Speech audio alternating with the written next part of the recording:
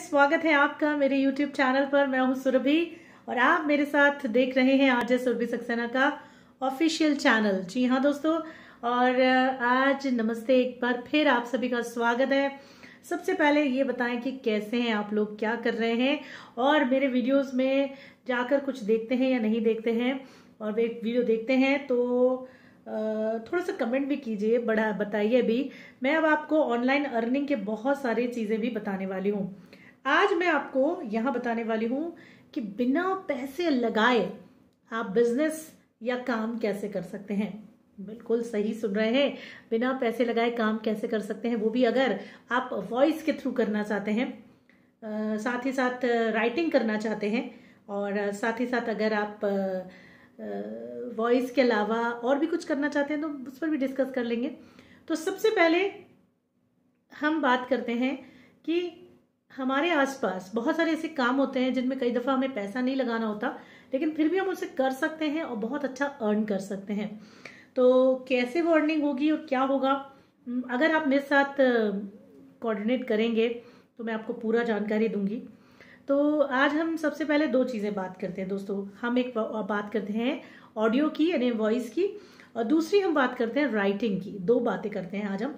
तो मेरे पास बहुत मैसेज आते हैं, बहुत बच्चों के मैसेज आते हैं, कॉल आते हैं, और व्हाट्सएप पे भी मैसेज आते हैं कि मैम मुझे ऑडियो करना है, मुझे वॉइस ओवर करना है। लेकिन आप लोगों को ये पता नहीं होता कि वॉइस ओवर करने के लिए आपको करना क्या है। तो दोस्तों सबसे पहले दिमाग से ये निकाल दीजिए कि हमें आकाशवाणी या फिर हमें प्राइवेट एफएम में काम मिलेगा तो ही हम आवाज़ में काम कर सकते हैं, ऐसा नहीं होता है। मैं अगर एक रेडियो जॉकी हूँ तो मेरा मानना ये है, या मेरी वॉइस अच्छी है तो मेरा मानना ये है कि मैं किसी एक कंपनी के सहारे नहीं रह सकती।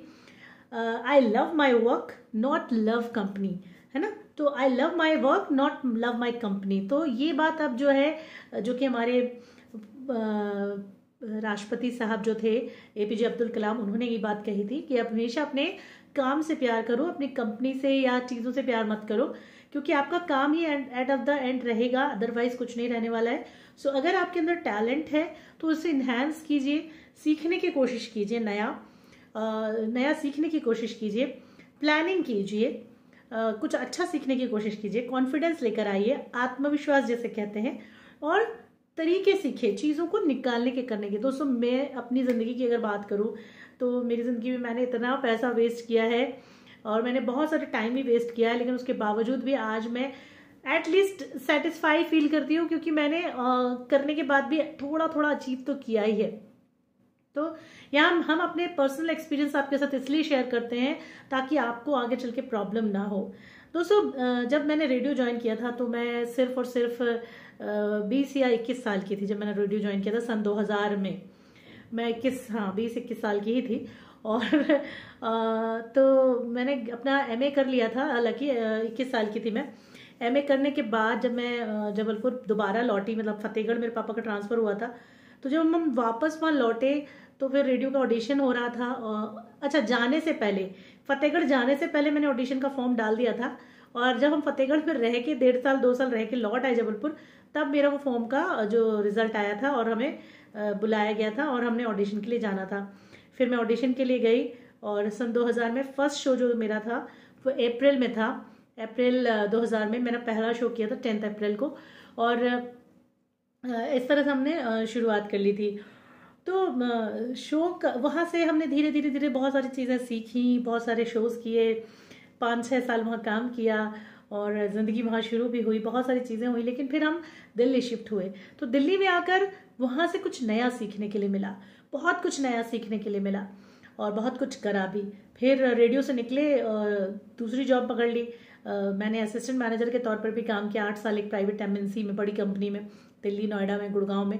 वहाँ बहुत कुछ सीखा, बच्चों को सिखाया, ट्रेनिंग का प्रोफाइल था हमारा, कैसे लोगों से बात करते हैं, कैसे बिहेवियरल टॉक क्या होती है, सॉफ्ट स्किल क्या होते हैं, बहुत सारी चीज़ें हम वहाँ पर कर रहे थे, वो सब सीखा। फिर जब वो जॉब छोड़नी पड़ी तो मैं अपने घर लौट कर गई इटावा। इटावा जब मैं पहुंची तो वहाँ पर मुझे काम नहीं था, तो मैंने सोचा कि जो मेरे पास पैसा है मैं एक शॉप डाल देती हूँ। मैंने शॉप डाली, शॉप मेरे घर में ही थी, उसमें मैंने फर्नीचर बनवाया। फर्नीचर में मैंने 2-2.5 लाख रुपए लगवाए, बल्कि ज़्यादा ही। और सामान मैंने बहुत कम पैसों का भरा, 1 लाख 1.5 लाख का, और घर पे ही दुकान खोली थी। लेकिन क्योंकि यहाँ पर मैंने रिसर्च नहीं किया था, सो फाइनली 4 महीने 6 महीने बाद मेरी वो दुकान जो थी डब्बा बंद हो गई। मेरा वो जो फर्नीचर का पैसा था दुकान में अभी भी लगा हुआ है, वो कभी नहीं निकलेगा। मेरा वो पैसा डूब गया, सामान का पैसा भी डूब गया, क्योंकि सामान भी वेस्ट ऑफ हो गया। और जो मैंने उसके लिए फ्रिज खरीदा था वो भी 25,000 का फ्रिज 10-12 हज़ार में बिका। टेबल मैंने बनवाई लकड़ी और कांच की, वो भी पड़ी हुई है। सो बहुत सारा लॉस हुआ मेरा, और फाइनली मैं वापस बैक टू अपने जॉब पे आ गई कि मुझे जॉब चाहिए। तो ये एक तरीका हुआ ज़िंदगी में। और दोस्तों ये हमें नहीं करना है कि हमने अपना जेब से पैसा निकाला, लगा दिया, और हमने सोचा कि नहीं यार अब हम तो इसी से अच्छा कमाएंगे और हम बहुत ये रहेंगे। ये बिल्कुल भी नहीं सोचना है आपको।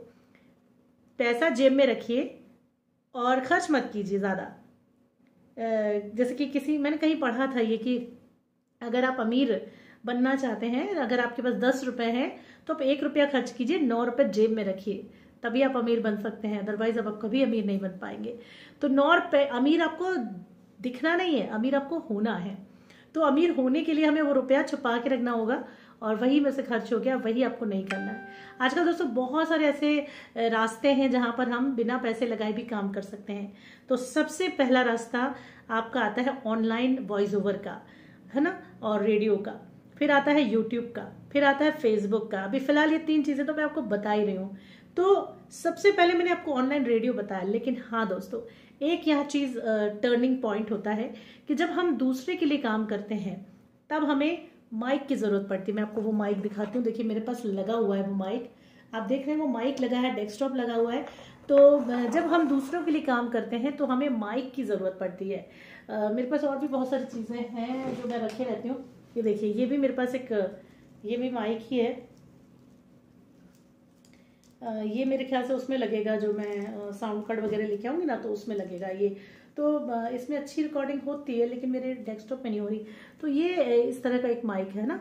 तो ये जो माइक है, ये जो माइक्स हैं, हमें ऐसे माइक्स की जरूरत पड़ती रहती है। तो हम इन सबको भी संभाल कर रखते हैं।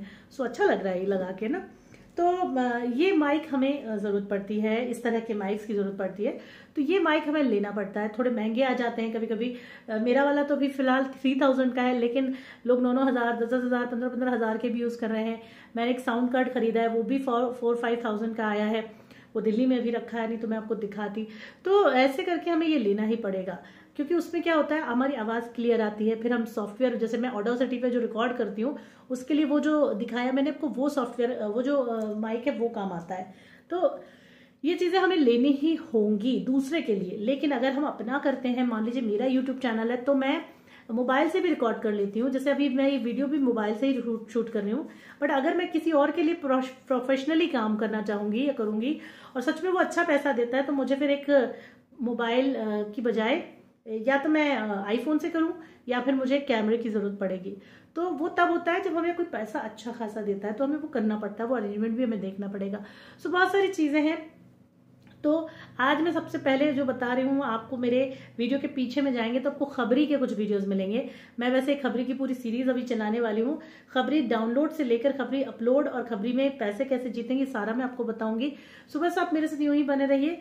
तो खबरी एक ओपन प्लेटफॉर्म है दोस्तों, ऑनलाइन रेडियो का, और इंडिया का प्लेटफॉर्म है। सबसे पहली चीज, आपको मैं खबरी का लिंक अपने डिस्क्रिप्शन में दूंगी। आप प्लीज मेरे प्रोफाइल पर जाइए और उसे सुनिए।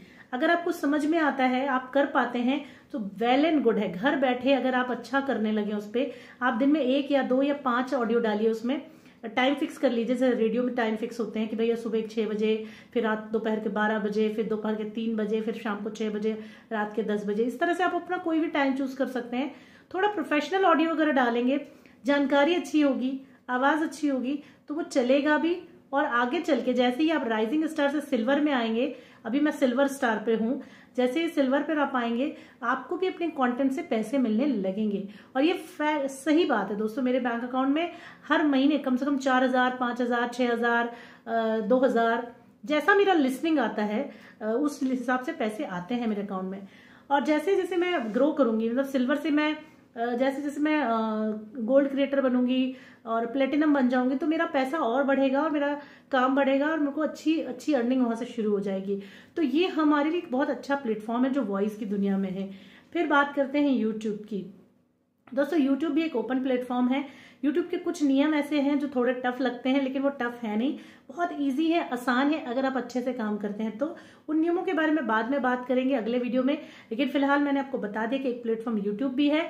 वहां पर आप ऑडियो और वीडियो, जैसे मैं ऑडियो वीडियो दोनों कर रही हूँ इस वक्त, इस तरह से आप काम करते हैं। मेरा भी चैनल अभी कुछ दिन पहले, 2 दिन पहले मोनेटाइज हुआ है। सो मैं बहुत खुश हूँ इस चीज को लेके। सो ये मोनेटाइजेशन का मतलब होता है कि आपको पैसे मिलने शुरू होंगे। फिर सेम चीज आती है यूट्यूब के ऊपर, सॉरी फेसबुक पर। फेसबुक भी बहुत अच्छा पे करने लगा है और फेसबुक पर भी बहुत अच्छे पेमेंट आने लगे हैं। तो फेसबुक पर भी वही चीज है, ओपन, रियल और ताजे तरीन जो वीडियोस होते हैं वो आप उस पर डालिए और उसे शेयर कीजिए अपने दोस्तों के साथ। सो आई होप कि आपको मेरी आज की वीडियो अच्छी लगी होगी। अगर अच्छी लगी हो तो लाइक करें, शेयर करें, सब्सक्राइब करना जरूर। Thank you so much.